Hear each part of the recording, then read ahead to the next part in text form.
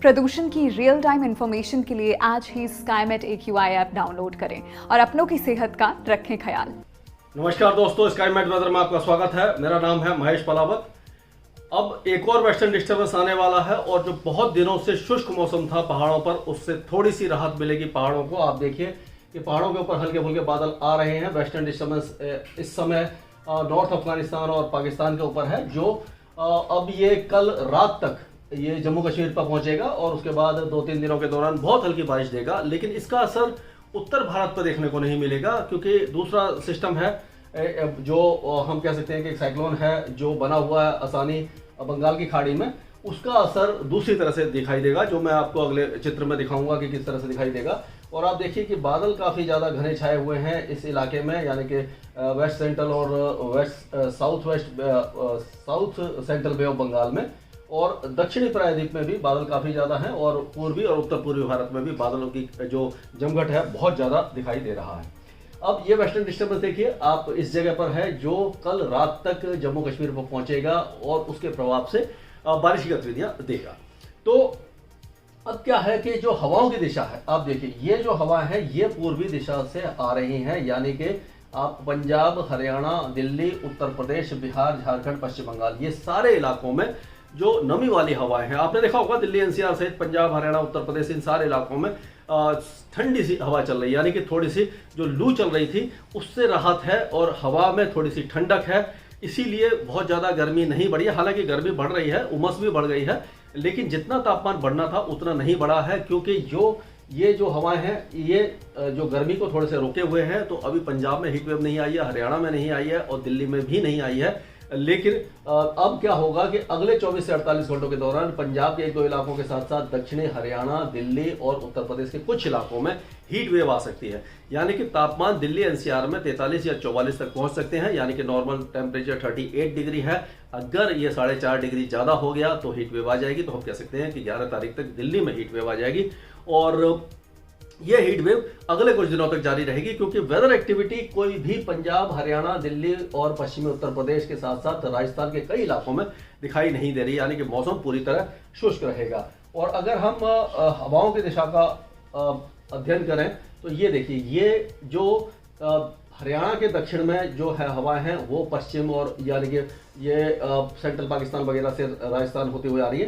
तो यहाँ पर पश्चिमी हवा है, यहाँ उत्तरी हवा है, जो पूर्वी हवाएं हैं। जो पूर्वी हवाएं हैं वो क्या करती हैं, थोड़ा सा राहत देती हैं, यानी गर्मी को कम करती हैं, लेकिन उमस को बढ़ाती हैं। लेकिन आप देखिए राजस्थान, गुजरात, मध्य प्रदेश, मराठवाड़ा, विदर्भ, इन सारे इलाकों में पश्चिमी हवाएं हैं। तो हमने देखा कि बीकानेर से लेकर के जैसलमेर, जोधपुर, पलौदी, बाड़मेर, ये सारे इलाकों में, और अगर सुरेंद्र नगर वगैरह जो इलाके हैं, यानी कि राजकोट, सुरेंद्र नगर, अहमदाबाद, ये जो इलाके हैं गुजरात के, ये काफ़ी ज़्यादा गर्म हो चुके हैं। और उसी तरह खांडवा, खरगोन और उसके आसपास के इलाके बहुत ज़्यादा गर्म हो गए, 45-46 का आंकड़ा छू चुके हैं। और उसी तरह से 45 डिग्री से ज़्यादा तापमान विदर्भ के कुछ इलाकों में, अकोला वगैरह, नागपुर वगैरह में देखे जा रहे हैं। यानी कि ये जो पूरा इलाका है एक बार फिर गर्म हो गया है और काफ़ी ज़्यादा भीषण गर्मी की चपेट में है, क्योंकि पश्चिमी हवाएं और शुष्क हवाएं चल रही हैं, वह वेदर एक्टिविटी बिल्कुल भी नहीं है, यानी कि मौसमी गतिविधियाँ नहीं हो रही हैं।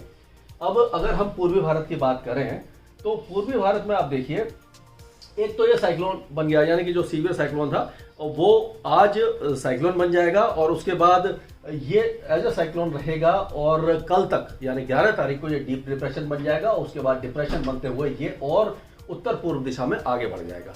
तो लेकिन इसी के प्रभाव से जो हवाएं घूम रही हैं, ये हवाएं घूमते हुए बंगाल की खाड़ी से नमी लेकर के यहाँ आ रही है।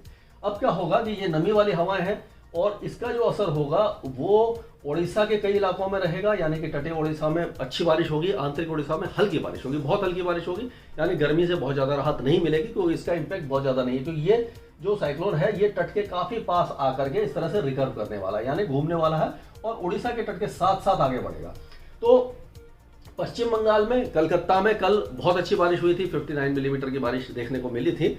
और अभी भी कलकत्ता, डायमंड हार्बर, शांति निकेतन, कोंटाई, इन सारे इलाकों में बारिश की गतिविधियां रहेंगी। मणिपुर, मिजोरम और त्रिपुरा के साथ साथ नागालैंड वगैरह, असम, मेघालय, अरुणाचल प्रदेश, यानी पूरे पूर्वोत्तर राज्यों में बारिश की गतिविधियां काफ़ी ज़्यादा अच्छी रहने वाली हैं। 1-2 दिनों में सिक्किम और सब हिमालयन वेस्ट बंगाल में मूसलाधार बारिश हो सकती है। पूर्वी बिहार, झारखंड और जो तराई वाले इलाके हैं उत्तर प्रदेश के, इस इलाके में भी बारिश की गतिविधियां हो सकती हैं। अब क्या होगा कि ये हम कह सकते हैं कि सीतामढ़ी, चंपारण, किशनगंज, अररिया, सुपौल, खगड़िया, कटिहार, पूर्णिया, भागलपुर, ये सारे इलाकों में, और आप कह सकते हैं मुजफ्फरपुर वगैरह, इन सारे इलाकों में बारिश की गतिविधियां होंगी। लाइट रेन होगी, कुछ मॉडरेट स्पेल भी हो सकते हैं, यानी कि जो अभी फसल की कटाई वगैरह चल रही है उसमें थोड़ा सा नुकसान हो सकता है। तो थोड़ा सा यानी कि 4-5 दिन के बाद मौसम शुष्क हो जाएगा, तब तक इस इलाके में बारिश की गतिविधियां जारी रहेंगी। धनबाद और पाकुड़ और उसके आसपास के इलाके जो है, यानी जमशेदपुर, चाईबासा, इन सारे इलाकों में भी बारिश की गतिविधियां हो सकती हैं, और पश्चिम बंगाल के ज़्यादातर इलाकों में। अगर उत्तर प्रदेश की बात करें तो जो तराई वाले इलाके हैं उत्तर प्रदेश के, यानी बहराइच से लेकर के लखीमपुर खीरी और गोंडा और सिद्धार्थनगर, कुशीनगर, गोरखपुर, इन इलाकों में हल्की बौछारें पड़ सकती हैं। बाकी इलाके शुष्क बने रहेंगे। मध्य भारत के बारे में हमने बता दिया कि राजस्थान और ये सारे इलाके काफ़ी ज़्यादा गर्म रहेंगे, लेकिन छत्तीसगढ़ वगैरह में बहुत हल्की बूंदाबांदी कुछ इलाकों में हो सकती है।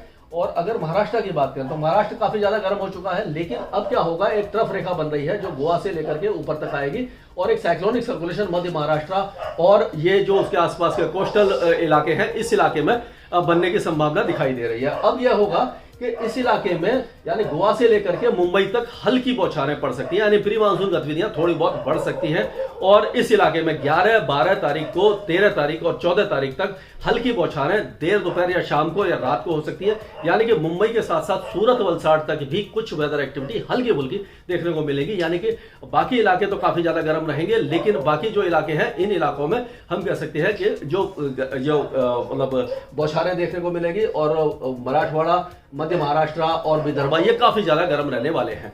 अब ये जो होगा, इसको अगर दक्षिण भारत की बात करें तो दक्षिण भारत में हम देखेंगे कि जो आंध्र प्रदेश है उसके तटीय इलाकों में भारी से अति भारी बारिश, कई इलाकों में, यानी भारी अति भारी तो नहीं, यानी मॉडरेट टू हैवी स्पेल कुछ इलाकों में हो सकते हैं। और उसी तरह से जो रायलसीमा वगैरह में लाइट रेन हो सकती है। तेलंगाना में बहुत हल्की बौछारें देखने को मिलेगी, और तटीय तमिलनाडु में छुटपुट बारिश, बहुत हल्की बारिश रहेगी, ज्यादा बारिश नहीं है। केरल और आंतरिक तमिलनाडु और दक्षिणी कर्नाटका में भी लाइट टू मॉडरेट रेन ही रहेगी। अंडमान और निकोबार द्वीप समूह से काफी आगे बढ़ चुका है साइक्लोन, लेकिन अभी भी क्योंकि ये आउटर पेरिफेरी में है, तो हो सकता है कि अंडमान और निकोबार द्वीप समूह अगले 2-3 दिनों के दौरान लाइट टू मॉडरेट रेन जारी रहे। इसके आगे जो भी अपडेट होगा मैं आपको लगातार अपडेट दूंगा स्काईमेट वेदर में। अभी के लिए इतना ही।